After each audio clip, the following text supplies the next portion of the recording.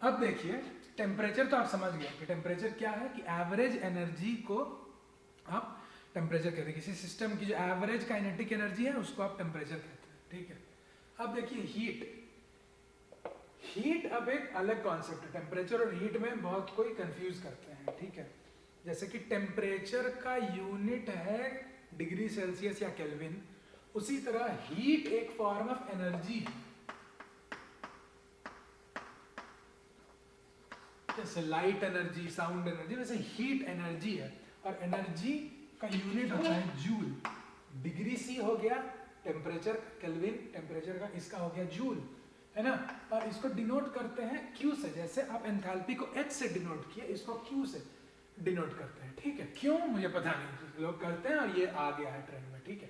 तो मान लीजिए ये है सॉलिड आपका एकदम सटा हुआ है, ये आपका लिक्विड हो गया, ये आपके इधर गैस हो गया, ठीक है। ये 3 मॉलिक्यूल है, गैस का है। तो क्या हो रहा है, इसकी हर की एक खुद की एनर्जी है जो कि वाइब्रेशन से आ रही है, ठीक है। तो क्या हो रहा है कि हर का अपना अपना एक काइनेटिक एनर्जी है, ठीक है। और इंटरमॉलिक्यूलर एक फोर्स ऑफ अट्रैक्शन भी है, जिसकी यहाँ पे आपका इंटरमॉलिक्यूलर फोर्स ऑफ अट्रैक्शन ज्यादा है, एक दूसरे से बहुत क्लोजली टाइड अप है, बहुत स्ट्रॉन्ग बॉन्डिंग है यहाँ पे, इसकी जो दोस्ती है बहुत स्ट्रॉन्ग है ना। यहाँ पे आपकी काइनेटिक एनर्जी भी है, अपने में तो वो मूव कर ही रहा है, मूव करने से ही काइनेटिक एनर्जी आएगी। लेकिन यहाँ पे उसका क्या हो गया कि बॉन्डिंग इसकी उतना ज्यादा है नहीं, ठीक है। तो इंटरमॉलिक्यूलर फोर्स ऑफ अट्रैक्शन कम हो गया। इस तरह गैस का आप समझ रहे हैं। तो ये जो सॉलिड है इसमें स्ट्रॉन्ग बॉन्ड है, लेकिन इसमें this is less free to move, है ना। लेस फ्री टू मूव है, that is more free to move. Less free to move मतलब लेस एनर्जी, लेस एनर्जी मतलब टेम्परेचर आपका कम। तो टेम्परेचर आप कम करते रहिएगा तो सॉलिड में रहिएगा, टेम्परेचर बढ़ा दीजिएगा, अगर टेम्परेचर बढ़ा दिए तो टेम्परेचर क्या हो गया, इसको लेस फ्री टू मूव से मोर फ्री टू मूव करने लगेगा। ज्यादा फ्री हो गया तो लिक्विड, और ज्यादा फ्री हो गया तो गैस। तो टेम्परेचर बढ़ा और उसका फ्रीडम भी बढ़ा मूव करने का। तो ये बात समझ में आ रही है कि टेम्परेचर क्यों बढ़ रहा है, क्योंकि आपके उसका फ्रीडम टू मूव बढ़ रहा है, और वही होता है आपका काइनेटिक एनर्जी। और उसी एवरेज काइनेटिक एनर्जी को टेम्परेचर कहता है ना। तो अब देखिए, अब अगर मान लीजिए आप एक्सटर्नल हीट दे रहे हैं, आप एक बर्नर जला के किसी एक सॉलिड को, या मान लीजिए आपके पास आइस है उसको आप दे रहे हैं हीट, तो आप एक्सटर्नल हीट दे रहे हैं। अब एक्सटर्नल हीट जब आप किसी भी सिस्टम को देते हैं, वो आपका दो चीज कर सकता है। पहला, उसका खुद का काइनेटिक एनर्जी आपने बढ़ा सकता है। क्यों, पहले धीरे वाइब्रेट कर रहा था और जोर से वाइब्रेट करने लगेगा, है ना। तो ये काइनेटिक, तो वो आपने हीट दिया, अब ये बंदा जो है ये डिसाइड करेगा कि हमको क्या करना है। पहला काम क्या कर सकता है कि काइनेटिक एनर्जी बढ़ा सकता है। काइनेटिक एनर्जी बढ़ाएगा मतलब क्या करेगा, अपना टेम्परेचर बढ़ाएगा, है, ठीक है। उसके बाद एक और चीज करता है कि वो बॉन्ड भी ब्रेक कर सकता है, कि यहाँ जो स्ट्रॉन्ग बॉन्ड है ना उसको भी आप ब्रेक कर सकता है।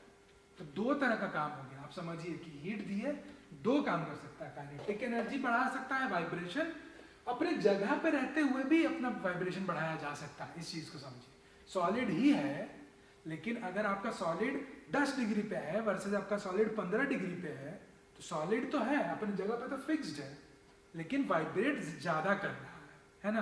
तो उसमें क्या हो रहा है कि हीट तो दी है तो अपना काइनेटिक एनर्जी बढ़ा सकता है, और हीट से ये भी कर सकता है कि सॉलिड ऐसा ही करे कि ये जो स्ट्रॉन्ग बॉन्ड है ना, बॉन्ड को ही तोड़ डाले। तो बॉन्ड जब टूट जाएगा तो ये अलग अलग हो जाएगा।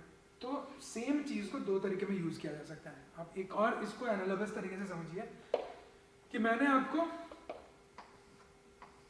पैसा दिया, ठीक है, या मैंने आपको कुछ पैसे दिए ना। आप जब पैसा कमा रहे हैं, आप दो चीज कर सकते हैं। आप अपना बैंक बैलेंस बढ़ा सकते हैं, जो कि आपका क्वांटिफाई एक नंबर होगा। आपने सेविंग्स अपना बैंक में अपना खाता खोला और अपना बैंक बैलेंस बढ़ा लिया, वो कर सकते हैं।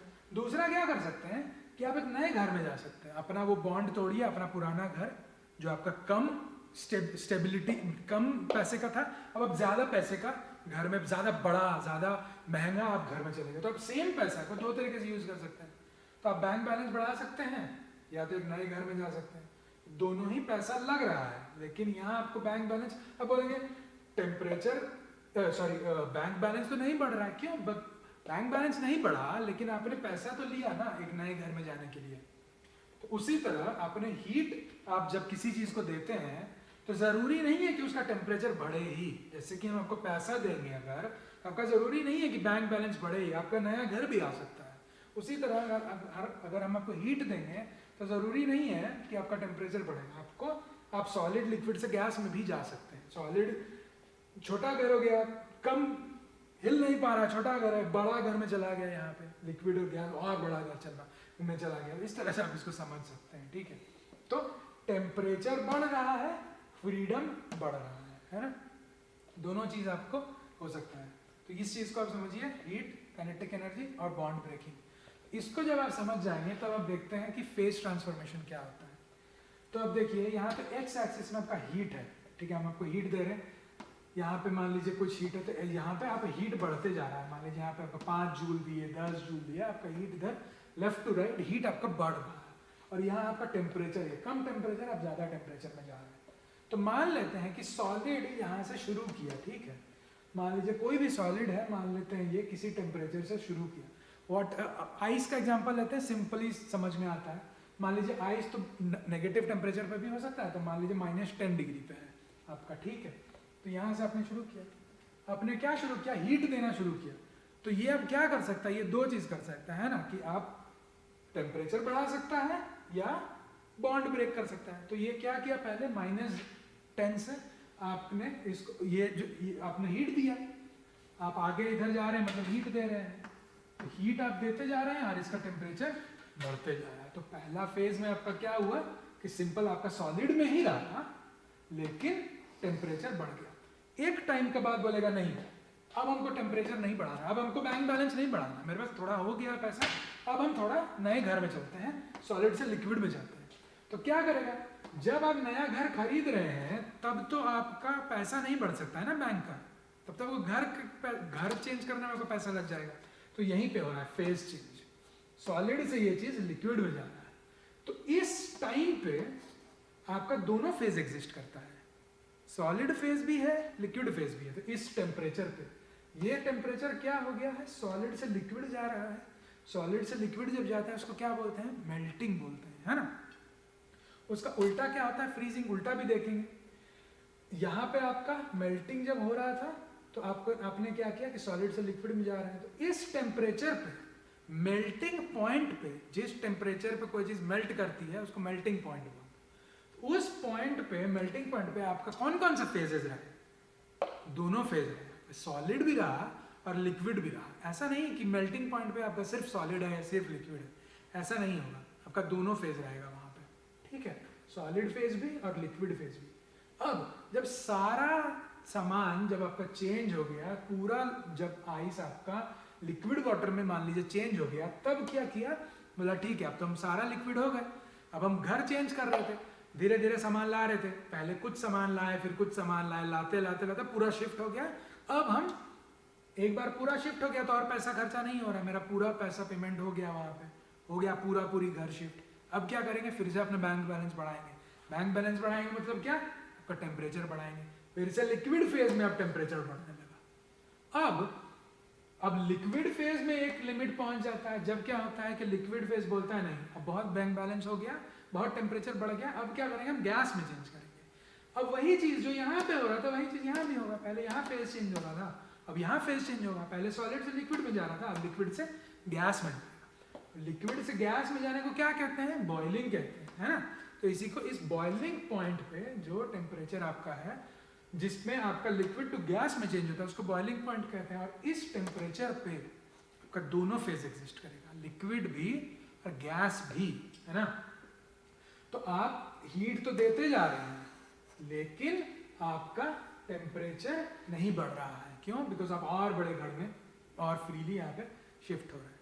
एक बार पूरा शिफ्ट हो जाएंगे फिर आपका गैस बढ़ने लगेगा, है ना। तो हीट देते गए, टेम्परेचर बढ़ा और घर और फ्रीली मूव किया, सॉलिड से लिक्विड हो गया, फ्री हो रहा है, और टेम्परेचर बढ़ाए फिर और फ्रीली मूव हुआ, लिक्विड से फिर गैस में चला गया, है ना। इसका उल्टा क्या होगा, अगर आपका गैस में है, वेपर फेज में है मान लीजिए, तो अब वेपर फेज से अब आप उल्टा आ रहे हैं, तो वेपर फेज में आप उससे हीट निकाल रहे हैं, उससे हीट खींच रहे हैं, उससे मान लीजिए फ्रीजर है आपके पास, आप उसमें डाल दिए तो क्या कर रहा है, हीट उससे निकल रहा है। तो तो हीट, और इस चीज को ध्यान में रखिएगा कि हीट जब घुसता है हीट निकलता है, ऐसा नहीं कि ठंडा घुस गया। ठंडा घुसना कुछ नहीं होता है, हीट होता है। हीट या तो अंदर जाएगा या बाहर आएगा, ठीक है। हीट जब जाता है अंदर तो वो हॉट हो जाता है, हीटेड होता है, और जब हीट निकलता है तो वो कूल हो जाता है। तो यहाँ क्या होगा कि अगर आप हीट निकाल रहे हैं कहीं से तो वो कूल होने लगता है, उसका टेम्परेचर गिरने लगता है। एक पॉइंट पे आके इस बॉइलिंग पॉइंट पे ही जब आप टेम्परेचर वहां से निकाल रहे हैं, तब बॉइलिंग पॉइंट पे ही, बॉइलिंग पॉइंट पे ऐसा नहीं कि सिर्फ बॉइलिंग हो रहा है, इस चीज को ध्यान में रखिए। बॉइलिंग पॉइंट पे ही आपका कंडेंसेशन भी हो रहा है। कंडेंसेशन मतलब क्या, आपका गैस से लिक्विड में जा रहा है इसी पॉइंट, बॉइलिंग पॉइंट पे ही। और यहाँ पे आपका दोनों होगा, आप हीट निकालते रहिए कंडेंस होते रहेगा, हीट निकालते रहिए कंडेंस होते रहेगा। वहां पे अगर हीट दे दिए तो वो क्या करेगा, तुरंत बॉयल कर जाएगा, क्योंकि दोनों फेज में है। हीट दिए तो बॉयल, हीट निकाले तो कंडेंस, ठीक है। दोनों हो रहा है, दोनों कंपीट कर रहा है, दोनों में अभी कंपटीशन चल रहा है कि एक्सटर्नल क्या कर रहा है, कि एक्सटर्नल फैक्टर, जैसे हम अगर हीट निकाल लिए तो ये वाला बंदा क्या बोलेगा कि भैया हीट निकल रहा है गैस से, आप लिक्विड में चेंज कर जाइए। तो यही वो वाला फैक्टर फिर आने लगेगा। और हीट निकाले, लिक्विड का टेम्परेचर कम हो गया, और हीट निकाले, अब क्या हुआ, लिक्विड से फिर सॉलिड बनने लगेगा। तो इस पॉइंट पे, मेल्टिंग पॉइंट पे, आपका सिर्फ मेल्टिंग नहीं होता है, फ्रीजिंग भी होता है।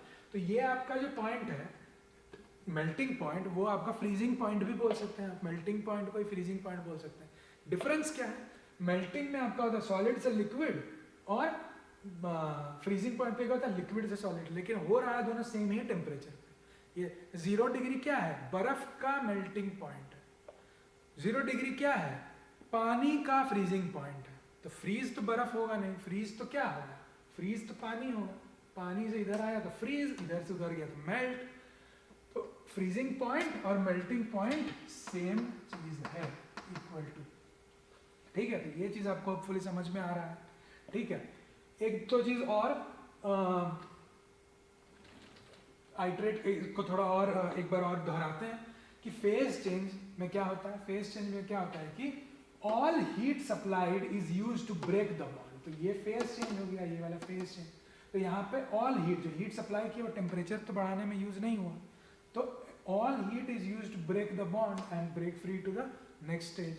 और क्या हो गया कि टेम्परेचर रिमेन्स कांस्टेंट। तो मेल्टिंग पॉइंट पे आप हीट देंगे भी तो मेल्ट होगा, टेम्परेचर नहीं बढ़ेगा, ठीक है। तो ये आपका रह गया इस तरह से।